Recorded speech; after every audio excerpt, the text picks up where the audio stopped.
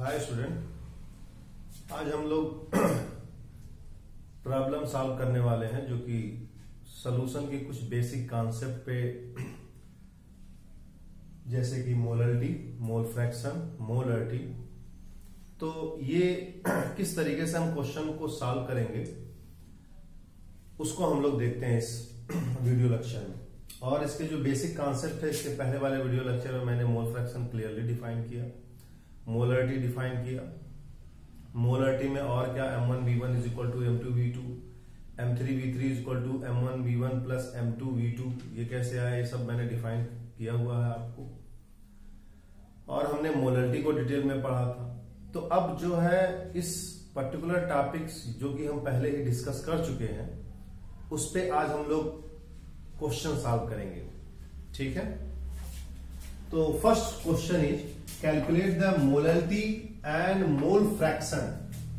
आप देखो क्या कैलकुलेट करना, molarity and mole fraction of A solute in aqua solution containing 6 gram urea in 400 gram of water.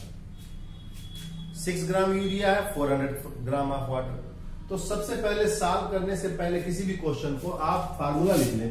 आप इधर देखो, molarity m, small m, this molarity is equal to weight of solute 1000 upon molar mass of solute multiplied by weight of solvent in gram, weight of solvent in gram. तो बड़ा basic सा है कि molarity का ये formula है और हम इसको अप्लाई करेंगे कि ये इसमें क्या क्या गिवन है। तो 6 ग्राम यूरिया, यूरिया सॉल्यूट है, यूरिया क्या है, सॉल्यूट है, 6 gram urea. This is the wait of solute 1000 dissolve in 400 gram of water, dissolve in 400 gram of water. This is wait of solvent. अब प्रॉब्लम ये है कि मोलर मास ऑफ सॉल्वेंट कैसे निकालेंगे। तो यूरिया का जो फार्मूला है NH2CONH2, अगर आप इसको काउंट करेंगे तो टोटल मोलर मास 60 ग्राम पर मोल आएगा। कितना आएगा, 60 ग्राम पर मोल। अभी हम इसको पुट करते हैं, 60 ग्राम पर मोल, ये डिवाइड किया हमने 6 से, ये 10 कैंसिल किया, यहां 1000 होगा, ये 0 से 0 कैंसिल, ये डिवाइड हुआ, आया 1/4 यूनिट होती है इसकी मोल पर केजी, मोल पर केजी। तो in this manner we can solve the question based on molarity. Molarity पे जो क्वेश्चन है उसको हम सॉल्व कर सकते हैं आसानी से। आपको सबसे पहले गिवन क्या है ये लिखना है और पूछा क्या जा रहा क्वेश्चन में, इसको आप जब लिखेंगे तो उसमें आपको जो डाउट होगा, जैसे अभी यहां मोलर मास नहीं दिया है, दिया भी रहता है क्वेश्चन में, तो हमने मोलर मास फार्मूला लिख करके कैलकुलेट कर लिया। 60 ग्राम मोलर मास है, 60 ग्राम पर मोल आता है। ठीक है, अब इसी क्वेश्चन के दूसरे पार्ट में तो स्टूडेंट हमने मोलरिटी को कैलकुलेट कर लिया। अब हम आते हैं मोल फ्रैक्शन पर। What is mole fraction? तो मोल फ्रैक्शन को मैंने बताया, मोल फ्रैक्शन पे एक सेपरेट वीडियो लेक्चर भी मैंने दिया हुआ था। Mole fraction is just part of A component present in solution. Binary solution हो, टर्नरी सोल्यूशन हो, दोनों का मैंने बनाया हुआ था आपको और दिया भी था। तो आइए अभी हम मोल फ्रैक्शन कैलकुलेट कर लेते हैं और मैं इसको हटा रहा हूं। मोल फ्रैक्शन, मोल फ्रैक्शन के लिए वेट ऑफ सॉल्यूट 6 ग्राम पता है, वेट ऑफ सॉल्वेंट 400 ग्राम ये भी हमको पता है। उसके बाद इसके लिए क्या चाहिए, मोलर मास ऑफ सॉल्यूट, क्योंकि सबसे पहले हमको नंबर ऑफ मोल निकालना होता है। Molar mass of solute urea का 60 ग्राम पर मोल, ये हमको पता है।